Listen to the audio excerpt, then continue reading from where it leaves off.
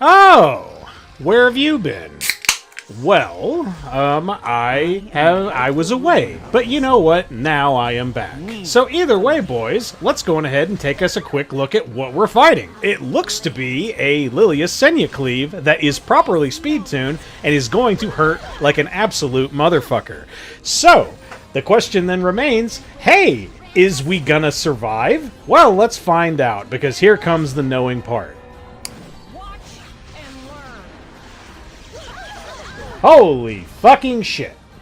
So basically, hey, thanks Albedo, you are based as fuck whenever it comes to surviving cleave shenanigans. So basically, I usually fight things like this with Elena and stuff along those lines, but I wanted to actually see if Albedo is like the actual anti-cleave answer, and because we were able to survive that instance right there, this is one of the things that I fucking hate about Epic 7, is one, I have no fucking clue what the hell I was just hit with. I don't know what the crit damage values of the Lilias were. I don't know what the fucking attack values were on that gabbing Senya. So then I'm just like, well, do I have the right kind of stats for all of my other units that are going to be tanking the cleave? I don't know. It might be a really, really dandy idea if Smilegate was to release something along those lines of, the 3-man fucking arena team so we can test shit. But like, nah, we don't need that. So either way, hey, we eventually 3F our way into killing Zio. We also then eventually kill the Senya, because LOL, what is fucking crit? Because Lone Crescent Bellona will always crit.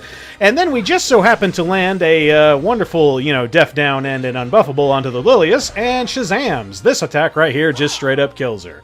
Woo!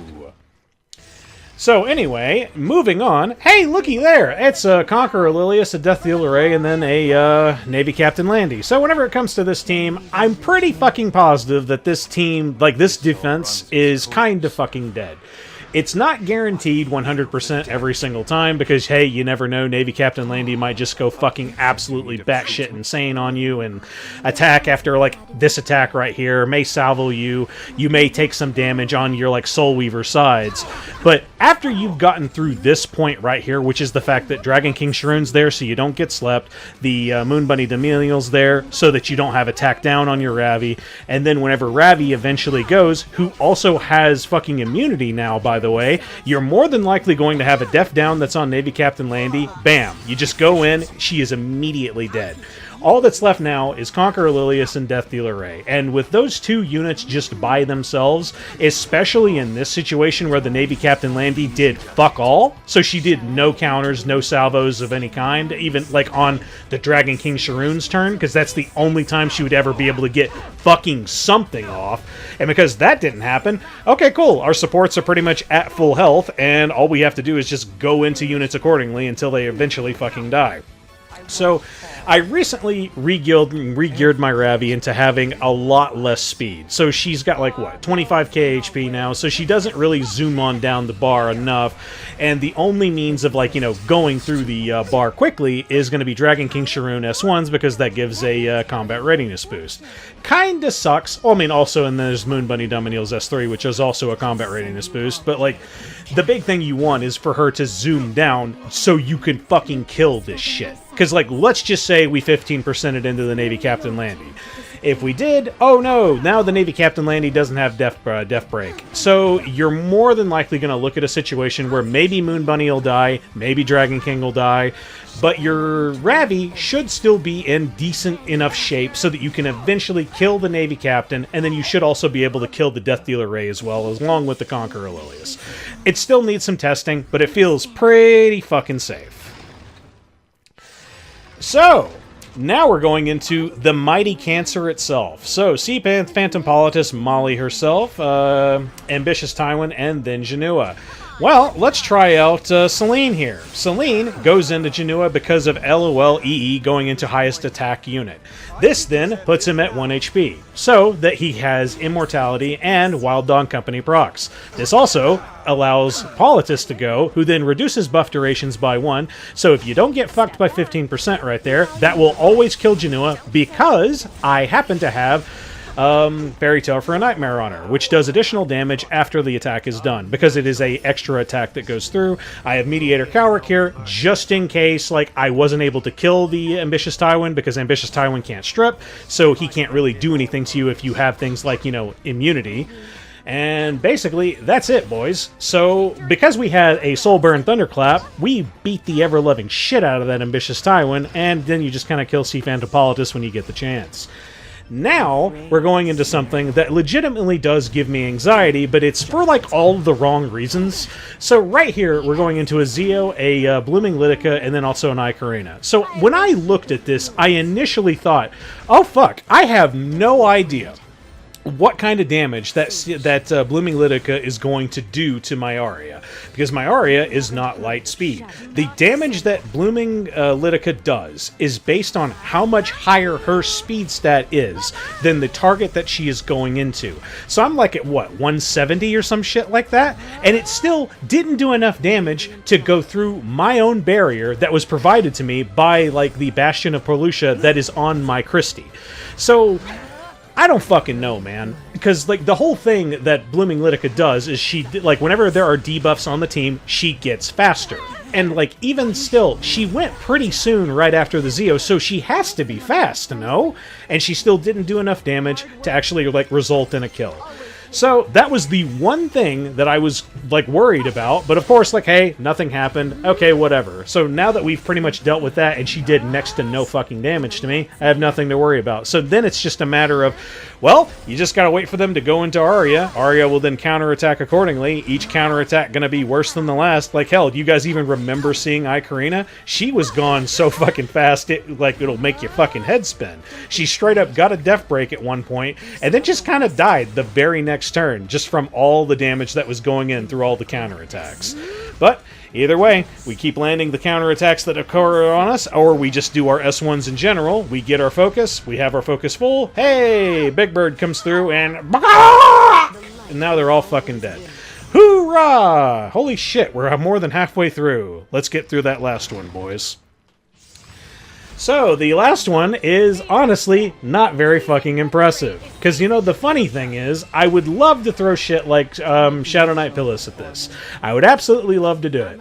The one reason why I will not do that is because of that bitch right up there at the top. That is Abyssal Yufine. Abyssal Yufine is a character that if you don't fucking deal with her immediately, you just straight up fucking lose. Because, LOL, what is balance? Balance is the coolest fucking shit around.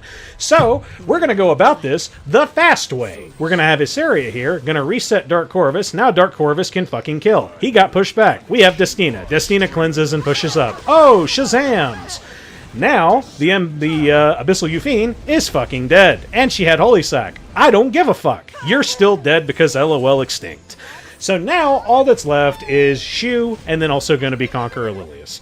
So, if we had, say, like, you know, Shadow Knight Pilis with us, Shadow Knight Pilis fucking solos this shit with Roana, but because we still had to deal with things like, you know, Abyssal Yufine, sure, you can bring things like Elvira into this to make that particular strategy work. And of course, you know, you also need Rocket Punch on Shadow Knight Pilis. But the problem with that is, if you do not deal enough damage to, like, get rid of Abyssal Yufine, she could be on Lifesteal set.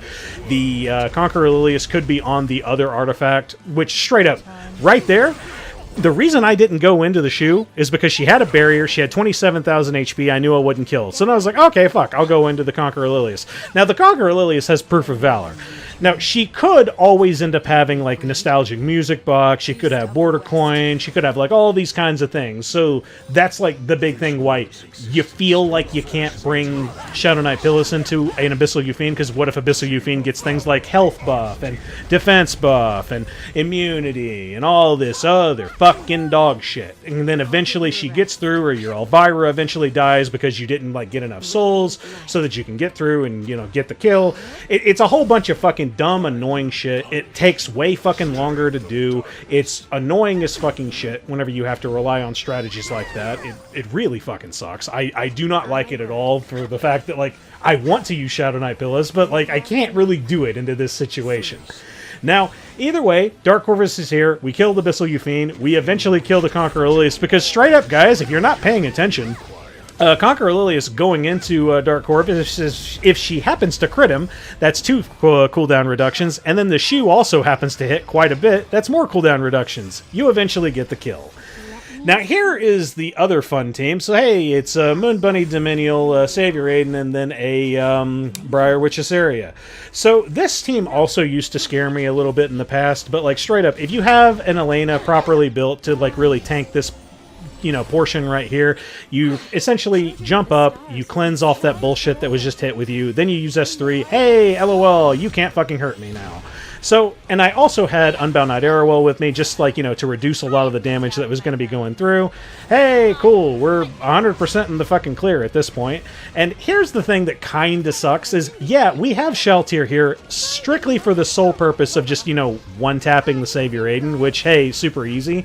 But it kind of sucks. It really makes you wish that, like, Shaltir's S1 also had accuracy on it, just so you could actually go for any of those other 2 units that were on the field. I mean, sure, there's no reason to go into Briar Witch because she has immortality at the very, very, like, when she hits 1 HP, but I could have at least gone for Moon Bunny, just for shits and gigs, because, hey, when you use the S3, you have higher attack than the opponent, you get a free 100% guaranteed strip on the unit. And then, I would go into Savior Aiden with an S1 if she had accuracy. Unfortunately, can't do that. So, order of operations, Shaltir, kill the fucking Savior Aiden, then eventually kill the Moon Bunny or the Briar Witch, whatever fucking happens first, and hey, you're pretty much in the clear. Holy shit, guys, that's it!